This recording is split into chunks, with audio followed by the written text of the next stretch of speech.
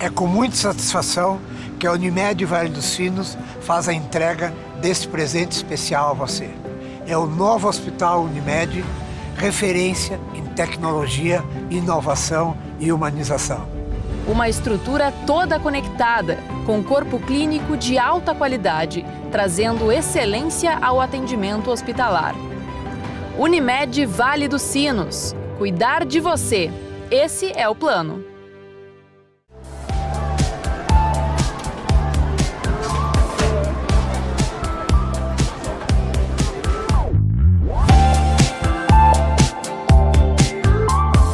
Olá, boa noite. Estamos começando mais um programa Pergunte ao Doutor.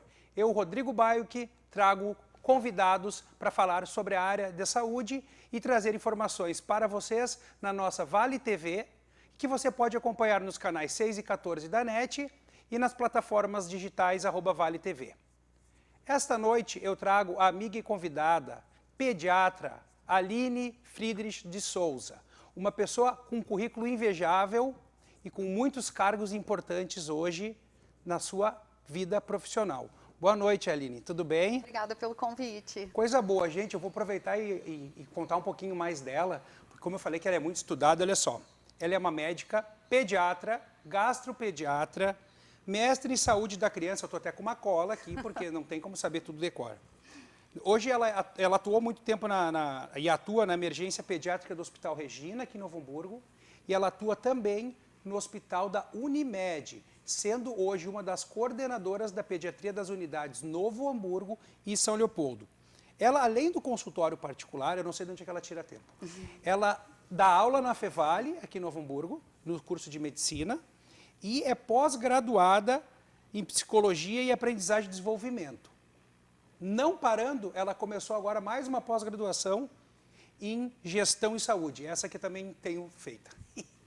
Aline, começando o nosso programa, então, eu acho que uma pergunta muito, assim, que passou de supetão, até já está esfriando um pouco, é para a gente falar um pouco sobre as meningites, sim, que deu um alvoroço, ainda bem que foi rápido, foi um boom e parou, o pessoal já esfriou. Exatamente. Pode nos comentar um pouco, assim, para o telespectador já saber sinais que possam já alarmar e assustar para que se preocupe e que não seja só mais um que vai para um pronto atendimento para ocupar uma vaga para um simples resfriado, e sim um caso bom de ser avaliado por um médico. Claro.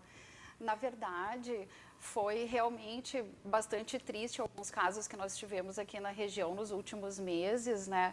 Mas fica o alerta, né, para as famílias prestarem atenção, então, nos sinais mais importantes, principalmente nas crianças menores de 1 ano de idade, e também naqueles menores de 4 anos, a gente já reduz um pouco o risco do que os de 1 aninho, mas é assim, pessoal, febre alta, dor de cabeça, vômito e aquela sensação de que não consegue mexer o pescoço. A gente sempre ensina de colocar o queixinho no peito. Conseguiu colocar o queixinho no peito é porque a nuca está livre, os sinais de meningite não são tão nítidos. E também as manchas pelo corpo, não qualquer manchinha, mancha que parece uma mancha mais relacionada a algum tipo de sangramento, na verdade. Uma mancha vermelha e que se espalha muito rápido pelo corpo da criança. Aline, para ajudar o telespectador a entender melhor, que as pessoas têm uma confusão muito clássica de o que é febre alta, e na sequência dessa pergunta, para explicar para eles, a relação entre a avaliação para a história médica pregressa dos que já têm vacina. Perfeito. A febre alta, ela é aquela febre acima de 39, ou aquela febre que está levando a criança a ficar muito prostrada, a criança que está cansada, que não está querendo brincar, não consegue comer, né? A febre, só o valor da febre, 39, 40, às vezes chega a 41 de temperatura, ele não é tão importante quanto com os sintomas associados, tá? Mas assim, em relação às vacinas, como o Rodrigo perguntou, a gente sabe que o Sistema Único de Saúde, o nosso SUS, ele tem um calendário vacinal bem amplo, já bem abrangente. Mas tem 3 tipos de vacinas que ainda não temos cobertura pelo SUS, que são as meningocócicas B e a CWY. A meningo C, graças a Deus, foi disponibilizada já. E a pneumocócica 13. Essas vacinas fazem muita diferença na proteção.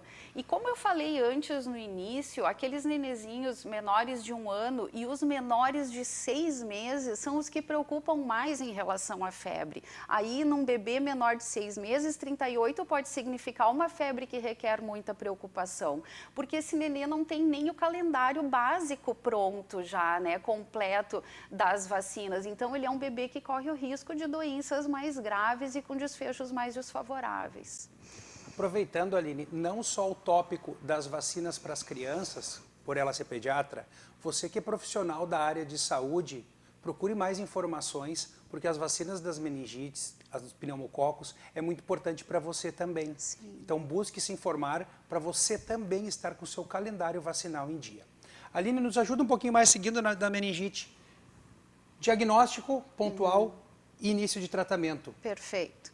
Sim, quando se suspeita, né, de meningite, essa criança foi levada ao pronto atendimento e o pediatra que avaliou suspeita que possa ser uma meningite, o diagnóstico precisa ser feito com a coleta do líquido cefalorraquidiano, aquele líquido que circula desde o nosso cérebro, pela nossa medula espinhal e fica fazendo toda essa circulação. Nesse líquido que nós vamos encontrar sinais de que possa haver uma infecção ou por uma bactéria ou por um vírus. Esse líquido da espinha é coletado através de uma punção, como se fosse uma coleta de sangue. Só que como é uma posição mais desconfortável, como é um local que é atípico, que uma criança ou uma família, inclusive, não vão estar habituados a esse tipo de coleta, a gente sempre procede com uma sedação para o paciente antes de fazer a coleta. É pega uma veiazinha, feita uma medicação que é feito o paciente conseguir dormir e se sentir mais confortável para a coleta desse exame. Aline, sobre a gravidade e comorbidades das doenças meningocócicas, enfim, das meningites. Das meningites. A diferença que as pessoas às vezes não conseguem entender sobre ser mais grave ou não. A meningite viral e a meningite bacteriana. Sim. Isso, como tu perguntaste na outra pergunta, que eu até não esclareci, sobre o tratamento. O importante é pensar em iniciar o tratamento o mais rápido possível. Quanto mais grave a criança se apresentar clinicamente, independente do líquido cefalorraquidiano, daquela coleta, a gente já pode pensar em iniciar o antibiótico se eu suspeitar que a meningite é bacteriana. Se a criança não está tão grave, que é o comum da meningite viral, ela tende a ser mais benigna do que a meningite bacteriana, eu não tenho tanta pressa em iniciar um antibiótico e nem devo usar antibiótico na meningite viral. A meningite bacteriana, sim, ela pode causar sequelas se o tratamento não for iniciado rapidamente, desde uma convulsão, formação de coleções dentro do sistema nervoso central, que nós chamamos de abscessos, né? Enfim, tem questões bastante graves associadas ao atraso do tratamento. Mas, e Aline, e aquela mãe que chega para ti, num plantão mesmo, doutora, que bom, a senhora falou que meu filho está gripado, não está com meningite. Mas o que eu posso fazer para que meu filho não pegue meningite? O que eu faço? Me ajuda? Qual é a tua orientação para isso? Bom, já falamos antes as vacinas, né? Ponto pacífico, não tem discussão. E em relação à meningite viral, assim como qualquer gripe ou infecção de vias aéreas superior causadas por vírus, uma das maneiras mais comuns de se contrair esse tipo de doença é nas aglomerações. As crianças que estão nas escolinhas, as crianças que vão muito cedo, como eu falei antes, os grupos de risco, como os bebezinhos menores de 6 meses, às vezes vemos as pessoas passeando no shopping, passeando no supermercado com um recém-nascido. Essas crianças são as que têm maior risco de contrair, né? E, claro, crianças que não têm uma alimentação variada, que não foram amamentadas, aí a importância do aleitamento materno, né? Que é um fator de proteção para doenças com desfechos mais desfavoráveis, né? Talvez, então, as populações de baixa renda sejam os mais afetados, ou não?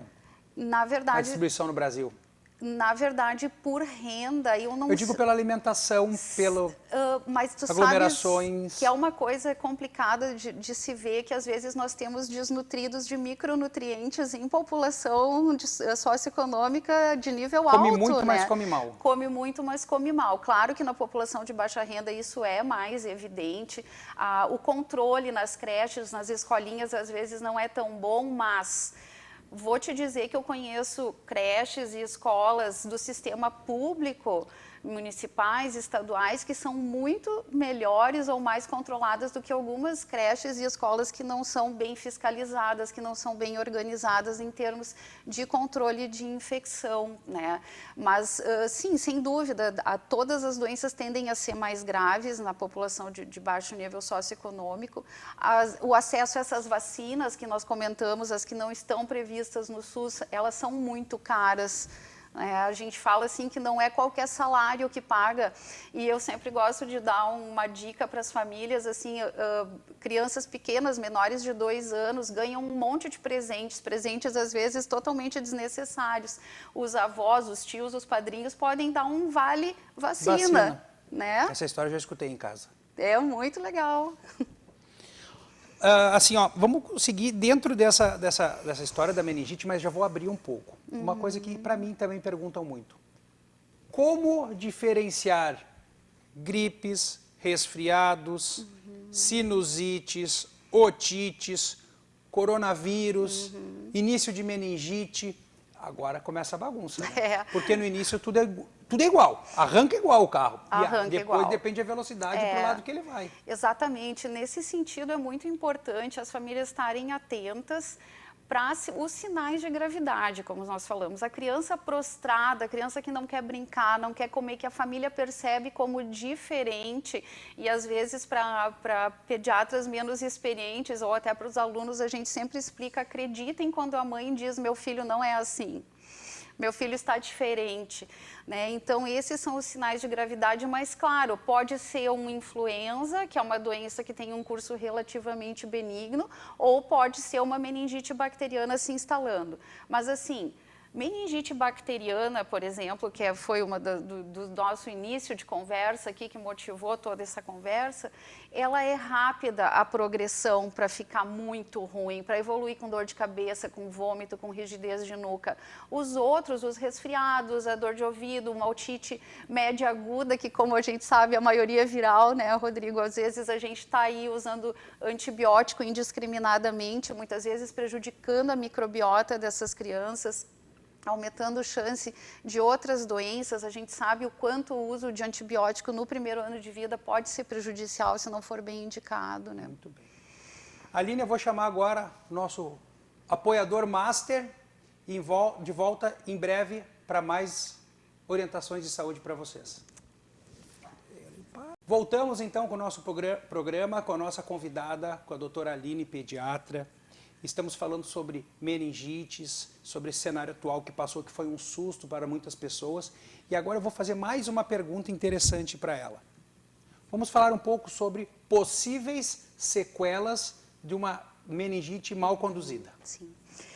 Eu vejo que quando falamos de sequelas na meningite, a doença que mais vem à minha mente é a meningococcemia, na verdade. Nem é só a meningite bacteriana que acomete o sistema nervoso central exclusivamente, mas a meningococcemia, que é causada pelas doenças meningocócicas, né, pelas neisserias, que são as bactérias que causam doença meningocócica.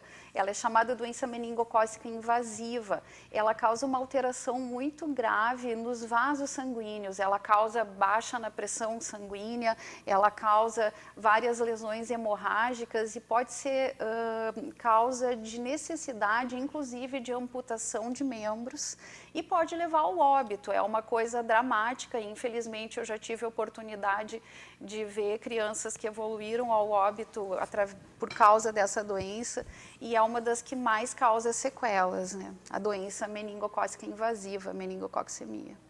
Muito bem.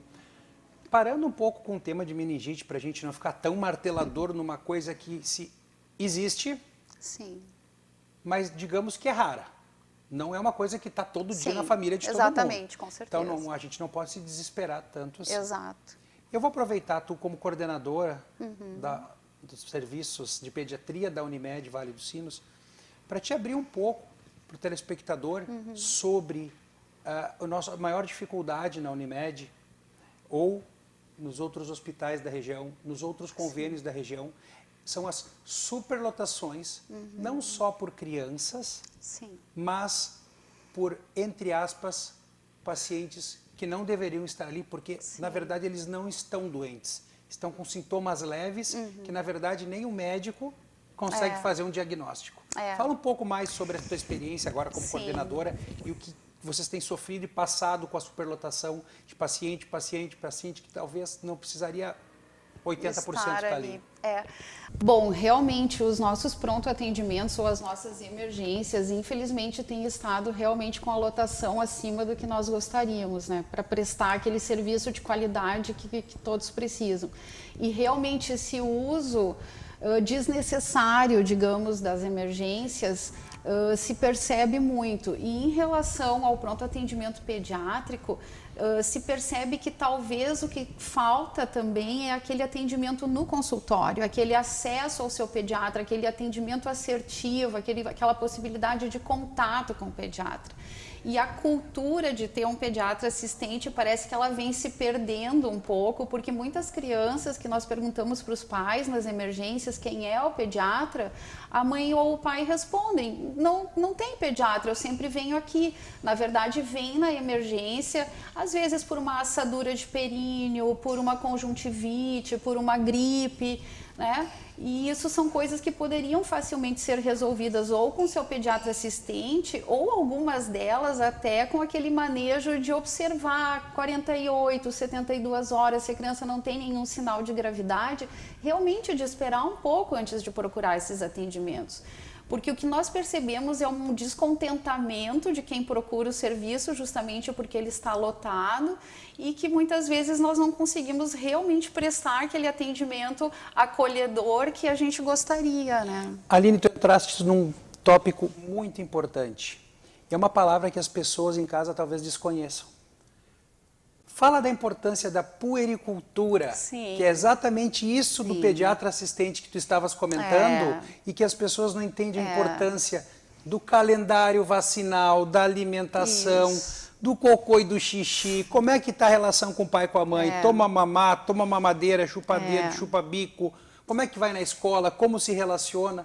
Fala um pouco para nós aí. A puericultura é o carro-mestre, digamos, da pediatria, né? É aquela questão que vem lá desde a concepção. Na verdade, é o conceito aquele da tal da programação metabólica que nós falamos, né?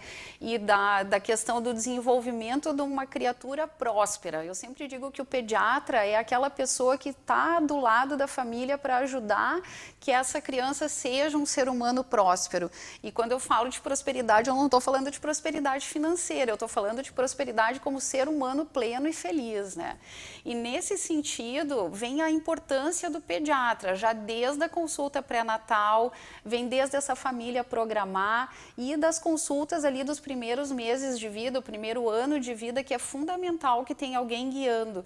Porque uma coisa que eu gosto muito de falar para as famílias é que a gente não se dá conta do furacão que é o primeiro ano de vida, do quanto esse ser que era um serzinho que mal conseguia se manifestar e ele logo aprende em um ano caminhar, falar, comer. Vocês imaginam o que é desenvolver todas essas habilidades? Me diz se não é necessário mesmo ter um profissional especializado nisso para que esse primeiro ano e aí no desenrolar de toda a vida da criança ela tenha sucesso, né? É importante que tu falasses também que o profissional especializado, o pediatra da criança, e a gente pode até abrir para o adulto, para o clínico geral, Exatamente. que é importante fazer consultas de rotina, porque ele tem o faro mais aguçado que a pessoa leiga da área da medicina. Então, talvez esse especialista do adulto ou da criança possa encaminhar este paciente para outros especialistas, como no caso a Aline é uma gastropediatra, como no caso eu sou um otorrino. Se o pediatra vê um problema importante de ouvido e vê que as coisas não vão bem, ele vai mandar para mim. Se o pediatra clínico vê que essa criança está tendo problemas de diarreia, de problema de absorção de alimentos, anemias recorrentes, e que nos exames que ele tentou achar as coisas não foram bem, Exato. vai mandar para a Aline para fazer a investigação, para tentar achar o melhor tratamento, para que essa criança cresça saudável e com um tratamento adequado. Exatamente. Nós médicos somos amigos, a gente tem que andar assim com o paciente. E o que a gente precisa se dar conta é que com a evolução da medicina, com a tecnologia toda que nós temos, com o arsenal de exames, é muito difícil você saber muito de tudo. O que nós sabemos hoje em dia é que nós viemos afunilando a medicina e que existem especialistas em detalhes, porque hoje em dia temos muita possibilidade de diagnósticos e muitas possibilidades de tratamento. E o que acontece é que um especialista, como o Rodrigo, que é otorrino, no meu caso, gastro, ou qualquer outro especialista da sua área, um cardiologista, um pneumologista, essa pessoa vai estar mais acostumada a identificar os casos raros, que muitas vezes o generalista não pega, não pesca aquela situação, e vai saber quais são as modalidades diagnósticas e terapêuticas, e às vezes até sendo mais econômico na solicitação de exames e de tratamentos. Porque às vezes o que se percebe é que a falta de conhecimento gera ansiedade, e essa ansiedade faz com que às vezes as pessoas peçam muitos exames e que indiquem muitos tratamentos, que no olhar do especialista talvez não seja necessário. Talvez o pedir muitos exames é porque também tu não sabe o que tu está procurando. Exatamente. E eu sempre digo, com o exame que você pedir, você tem que saber o que fazer com ele. Tem que saber tratar. Exatamente. Sem precisar. Outra pergunta, então. Aproveitando, já que eu trouxe uma gastro aqui, e para nós não falarmos só da meningite, que já moemos bastante esse assunto, vamos falar uma pimentinha assim para o pessoal, talvez para um próximo programa. Alergias alimentares na criança. Ai, meu Deus, sim. A alergia alimentar está muito na moda. E a da crista da onda, digamos, é a alergia à proteína do leite de vaca. E, inclusive, o pessoal tem usado um termo que eu, particularmente, como gastropediatra das antigas, como eu digo, a formação raiz que a gente tem, né? Eu não gosto do termo que diz o fulaninho é APLV, a fulaninha é APLV. Não, a criança não é alergia à proteína do leite de vaca. Ela tem, ou pode ser que tenha, né? E uma coisa que nos incomoda muito, nós gastropediatras, é esse exagero na solicitação de alguns exames, muitas vezes. Porque nós sabemos que a maioria das alergias alimentares, o diagnóstico é clínico, não tem exame. E, infelizmente, não tem. Todos nós gostaríamos que tivesse, mas é uma das poucas doenças em medicina que a gente carece muito de exames complementares. E, às vezes, as famílias já chegam no especialista com exames solicitados, que não são os mais adequados ou que nem deveriam ter sido feitos. E fazer dieta de exclusão é uma coisa muito difícil. Muito difícil. Muito difícil. E quando nós estamos falando de bebezinho, que a mãe também precisa fazer dieta porque está amamentando, uma coisa que a gente sofre muito é ver essas mães que precisam voltar ao trabalho, comer no refeitório. Você imagina que sai de manhã cedo, não tem como, daí tem que levar marmita. E quem é trabalhadora, quem tem filho, quem precisa sustentar uma família, sabe o quanto isso é difícil, né? Então, realmente, a alergia alimentar é um mundo a ser falado, Rodrigo. E será que a alergia alimentar não está relacionada? Será não? Ela está. Tu não tem observado com essa quantidade de aditivos que esses alimentos estão recebendo, e corantes e conservantes, que as coisas parecem que estão perdendo... Perdendo não, mas estão gradativamente crescendo? Na verdade, a alergia alimentar, nós sabemos que tem uma associação muito forte com essas mudanças ambientais, socioculturais, na verdade, né? É por causa de aditivo, é por causa do que a gente falou lá no início, falando de meningite, como eu sempre digo, em medicina não tem nada separado, é tudo interligado, né? Falando na microbiota, o uso indiscriminado de antibióticos, o uso de antibióticos até na produção de gado, na produção de frangos, né? Enfim, nós vivemos num mar de antibiótico, isso modificou nossa microbiota e modificou nossa resposta imunológica, né? Então, isso é fator ambiental, sociocultural, e isso lá adiante nos detalhes do que eu digo que temos de arsenais de pesquisa e de diagnósticos em medicina, isso fala de modificação de um sistema chamado epigenética. Você nasce lá com os seus cromossomos, com a sua programação genética, mas toda essa questão ambiental e uso de medicamentos e tudo mais, isso vai lá e modifica a tua genética. Né? Então, e isso é transmitido para a próxima geração. Então, nós vemos um aumento das reações alérgicas aos alimentos que antes eram tolerados. E agora não mais. E agora não mais. Aline, infelizmente, o nosso tempo já está acabando. Que pena. Eu gostaria só de esclarecer para as pessoas que microbiota são todas as bactérias benéficas que moram no nosso corpo, principalmente nas nossas mucosas. Desde o nariz até a saída. Isso aí. Certo? Fala Exatamente. tuas considerações aí para o pessoal, o teu Instagram, se quiserem te seguir alguma coisa a mais. Sim, perfeito. Bom, eu só tenho a dizer que é um prazer estar aqui, que eu gosto muito de poder compartilhar conhecimento. O Rodrigo é uma pessoa fantástica para fazer isso, tem essa comunicação tão espontânea e está disposto a fazer essa transmissão desse conhecimento tão sólido, né? E o meu Instagram é doutora Aline Gastro. Quem quiser, segue lá. Eu tento sempre colocar algum conteúdo de relevância e estou aí à disposição de vocês.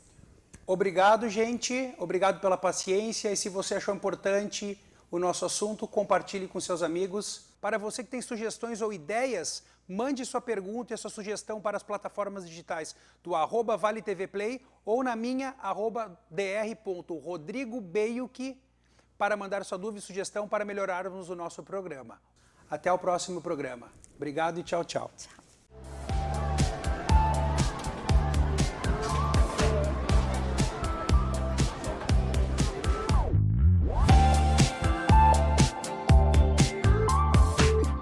É com muita satisfação que a Unimed Vale dos Sinos faz a entrega desse presente especial a você.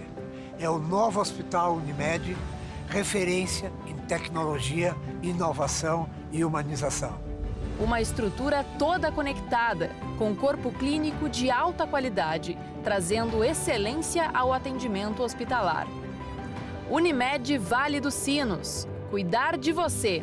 Esse é o plano.